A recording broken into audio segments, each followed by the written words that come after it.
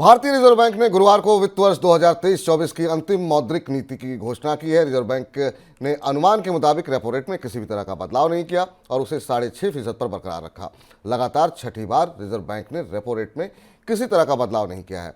हालांकि आरबीआई ने महंगाई और ग्रोथ को लेकर के अपने अनुमान बदले हैं। रिजर्व बैंक ने वित्त वर्ष 2024-25 के दौरान 7% ग्रोथ का अनुमान लगाया है और जून तिमाही के लिए ग्रोथ के अनुमान को 6.7% से बढ़ा करके 7.2% तथा सितंबर तिमाही के ग्रोथ अनुमान को 6.5% से बढ़ा करके 6.8% किया गया है।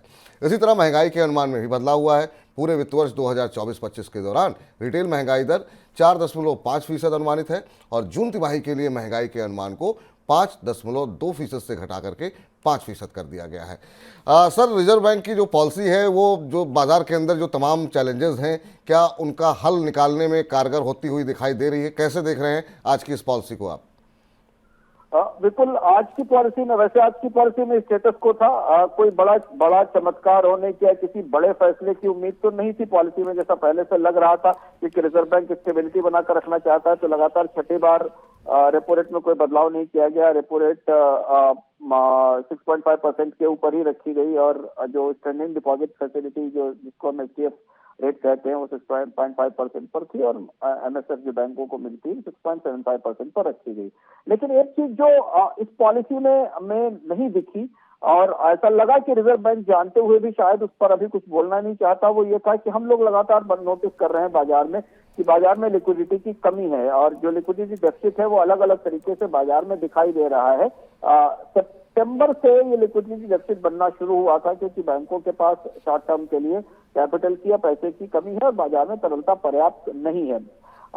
ऐसी उम्मीद की जा रही थी कि शायद रिजर्व बैंक आज की मौद्रिक पॉलिसी में कुछ इस तरीके के ऐलान करेगा, इस तरीके की घोषणाएं करेगा जिससे बाजार में लिक्विडिटी का प्रेशर थोड़ा रिलैक्स हो सके, उसमें लिक्विडिटी बढ़ सके, पर ऐसा नहीं दिखाई दिया है। शायद रिजर्व बैंक को ये लगता है कि इस तिमाही में सरकार की तरफ से खर्च कम होगा, जो कि बजट के आंकड़ों में दिखाई दिया। हमने मनी लाइन पर बजट के विश्लेषण में बताया था और अगर वो सरकार का खर्च कम होता है तो सिस्टम में पर्याप्त लिक्विडिटी रहेगी और जो शॉर्ट टर्म की इंटरेस्ट रेट है छोटी अवधि के में बढ़ोतरी नहीं होगी। नहीं तो इस बात की संभावना बनती दिखाई दे रही है कि फरवरी के अंत तक या मार्च तक रिजर्व बैंक को बाजार में दखल देकर बाजार में तरलता थोड़ी बढ़ानी पड़ेगी।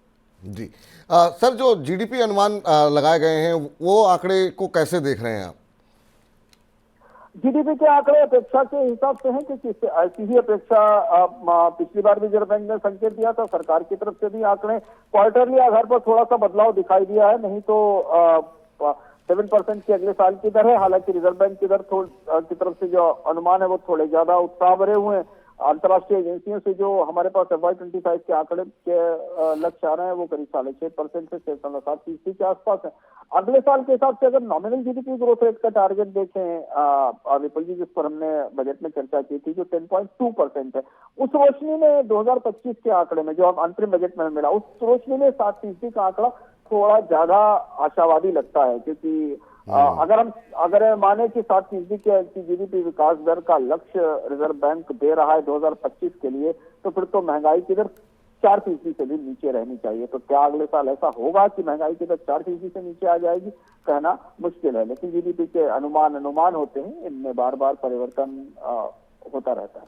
जी, आपने जो बात कही उसी पर मेरा अगला प्रश्न भी था कि ये जो इन्फ्लेशन के लिए टारगेट 4.5% रखा गया है, ये टारगेट आपको कितना लगता है कि ये अचीवेबल है? क्योंकि बीच बीच में कभी अगर कोई चीज़ सस्ती होती है तो दूसरी चीज़ महंगी हो जाती है। इन्फ्लेशन अभी भी दुनिया भर में एक चिंता का विषय बना हुआ है।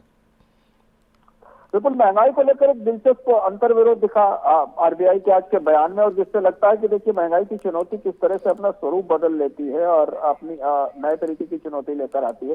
पिछले साल यानी 2022 के समय नवंबर दिसंबर में जब हम महंगाई का विश्लेषण कर रहे थे तो हमें देख रहे थे कि भारत में जो कोर इन्फ्लेशन है, ऐसी इन्फ्लेशन जिसमें फ्यूल की इन्फ्लेशन शामिल नहीं होती है, जिसको बुनियादी इन्फ्लेशन कहा जाता है, वो 5% से ऊपर बनी हुई थी और सबसे बड़ी चिंता थी कोर इन्फ्लेशन की, जो कम नहीं हो रही थी और सबसे गिद्दी महंगाई दिखाई दे रही थी। अब स्थिति यह है कि आज कोर इन्फ्लेशन 4% से नीचे आ गई है। आरबीआई ने अपनी पॉलिसी में इस बात को माना भी, 3.9% रह गई, लेकिन जो बाकी इन्फ्लेशन है फूड की और बाकी चीजों की, वो 6% से ऊपर बनी हुई है। यानी जो प्योरली सप्लाई साइड से प्रभावित होने वाली इन्फ्लेशन है, उस इन्फ्लेशन पर सरकार और रिजर्व बैंक का नियंत्रण नहीं दिख रहा है। और पिछले 1.5 साल से लगातार अनाज की कीमतें दहाई के अंक में महंगाई दिखा रही हैं, स्पाइसेस की, दूध की, शुगर की, पल्सेस की, ये जो पूरा महंगाई का बास्केट फूड साइड से आ रहा है, ये पिछले 1 साल से सबसे बड़ी चुनौती बना हुआ है। और रिजर्व बैंक अभी और सरकार मिलकर भी इसका कोई बड़ा समाधान नहीं दे पाया है।